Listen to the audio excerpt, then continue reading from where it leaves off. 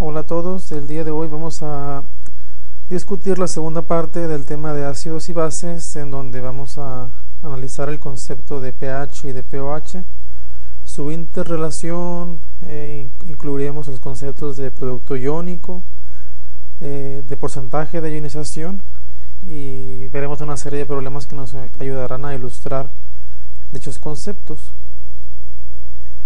En la primera parte de esta presentación vamos a analizar el concepto de la escala de pH, y antes de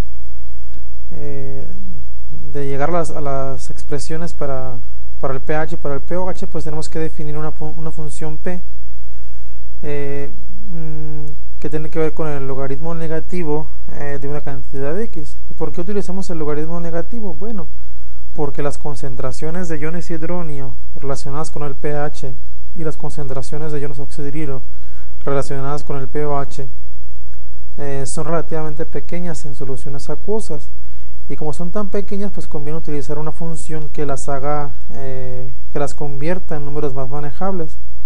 El logaritmo base 10 LOG es una función que puede hacer esto. Al trabajar con números pequeños, pues nos va a dar números relativamente manejables con signo negativo, y al volver a multiplicar ese resultado por un número negativo, pues nos va a dar un número positivo. Si esta cantidad de X se expresa como los iones hidronio de una solución, la función P de X se convierte en pH, y ese pH va a ser igual al menos logaritmo de la concentración de iones hidronio, donde la concentración está dada siempre en moles por litro, en molaridad. De una forma análoga, si esta cantidad de X se refiere a los iones oxidrilo X o menos, la función P de X se convierte entonces en pOH, y el pOH se definiría como el menos logaritmo de la concentración de iones oxidrilo igual a la concentración dada en moles por litro o en molaridad. Existe luego una interrelación entre el pH y el pOH. Partimos de la disociación de la molécula de agua. El agua se disocia en principio en iones hidronio y iones oxidrilo. Es una disociación relativamente baja, es una reacción que se da de una manera espontánea, pero da concentraciones muy pequeñas de iones hidronio y iones oxidrilo. Aquí definimos entonces la KW como este producto iónico del agua. El producto iónico del agua KW se define como el producto de la concentración de iones hidronio por la concentración de iones oxidrilo, y este producto nos da 10 a la menos 14 como valor numérico. Si aplicamos la función menos logaritmo a la parte izquierda de esta ecuación, es decir, a esta que señalo con el cursor, pues tenemos que el menos logaritmo de la constante KW es igual al menos logaritmo de la concentración de iones hidronio menos el logaritmo de la concentración de iones oxidrilo. Si yo aplico el menos logaritmo a un producto, el logaritmo de un producto es igual a la suma de los logaritmos, es decir, logaritmo de A por B es igual al logaritmo de A más logaritmo de B, y al agregar el signo negativo, pues se pone negativo en ambos términos. Es por eso que nos da esa expresión que está aquí.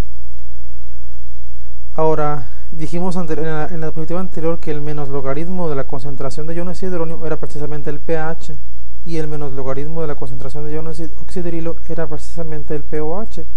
Por lo tanto, sustituimos de la parte derecha de esta ecuación que está aquí con el cursor al pH y al pOH con sus términos correspondientes. Y al sacar el menos logaritmo de 10 a la menos 14, pues nos da 14. El menos logaritmo de 10 a la menos 14 es 14 precisamente. Y tenemos como ecuación final esta que se encuentra aquí, que dice que el pH más el pOH es igual a 14. Es una fórmula sencilla que nos permite interconvertir del pH al pOH. Si conocemos el valor del pH, a 14 le restamos ese valor y nos da el pOH. De manera similar, si conociéramos el valor del pOH, a 14 le restáramos el valor del pOH y nos daría el valor de pH. Es una fórmula sencilla, muy útil para el cálculo de pH y pOH de soluciones acuosas. Y aquí tenemos cómo se interrelacionan el pH y el pOH. En la primera columna tenemos aquí el valor de pH, es una escala que va desde 0 hasta 14. siendo 0 el valor más bajo que puede tomar esa escala, refiriéndose a un ácido muy débil, extremadamente débil. Perdón, disculpen, refiriéndose a un ácido muy fuerte, extremadamente fuerte. La acidez va bajando a medida que se incrementa ese valor de pH hasta llegar a un pH neutro de 7, característico del agua destilada. Y para valores mayores de 7 se tiene un pH alcalino, donde el pOH va incrementándose, por lo tanto se incrementa también la concentración de iones oxidrilo hasta llegar a un valor máximo de 14, donde la concentración de iones oxidrilo es mayoritaria. En la segunda y en la tercera columnas tenemos la manera en que va variando la concentración de cada ion a medida que cambia el pH. Para una concentración de iones hidróneo de 1 molar, disculpen, 10 a la 0 es 1. Para una concentración 1 molar de un ácido, el pH de un ácido fuerte, el pH es igual a 0. Si la concentración de iones hidróneo es igual a 1 molar, su pH es igual a 0 y por lo tanto la concentración de iones oxidrilo va a ser mínima, o sea 10 a la menos 14. A medida que uno va disminuyendo la concentración de iones hidróneo, el pH va subiendo. Cuando llegamos a un pH neutro de 7, en este pH tanto la concentración de iones oxidrilo como la concentración de iones hidróneo son iguales. Los valores son de 10 a la menos 7 molar para cada caso. Y a medida que se sigue incrementando el pH, se llega a una concentración máxima de iones oxidrilo de 1 molar, mientras que la concentración de iones hidroxilo pues es mínima, de 10 a la menos 14. Vamos ahora a analizar unos ejemplos sencillos para calcular el pH de ácidos y de bases fuertes. Siempre para calcular el pH se necesita conocer la concentración de iones hidróneo en la solución. Para el caso de ácidos fuertes el cálculo de esta concentración de iones hidróneo pues es relativamente sencillo. Tenemos la disociación completa al 100% de un ácido fuerte HA. La reacción por lo tanto se promueve hacia la derecha solamente y se ionizan iones hidróneo y en su base conjugada A-. Dada la estequiometría de esta reacción, pues la concentración de iones hidróneo es igual a la concentración de la base conjugada A-, porque pues, a partir de una molécula de HA se producen una molécula de H+ y una molécula de A-. Y como el 100% de este ácido para un ácido fuerte se disocia, pues las concentraciones de iones hidróneo van a ser igual a la concentración inicial del ácido que teníamos al principio. Por ejemplo, tenemos el ejemplo del ácido perclórico. El ácido perclórico es un ácido fuerte, su concentración inicial en la solución es de 0.04 molar. Como es un ácido fuerte y nada más contiene un solo hidrógeno, pues la estequiometría de esa disociación ácida va a regirse por esta reacción general que está aquí arriba. Esto quiere decir que la concentración de iones hidróneo también va a ser igual a 0.04 molar. Al hacer uso de la fórmula de pH, es decir, a sacarle el menos logaritmo de 0.04, nos da valor de pH que es aproximadamente 1.4.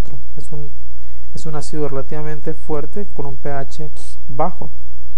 Para el caso de las bases fuertes, tenemos esta reacción general que está aquí. Tenemos una base fuerte MOH que se disocia en M+ y en iones hidroxilo. La concentración de iones hidróneo, que es la que nos interesa a nosotros para poder calcular el pH, va a ser igual al producto iónico del agua entre la cantidad de iones hidroxilo.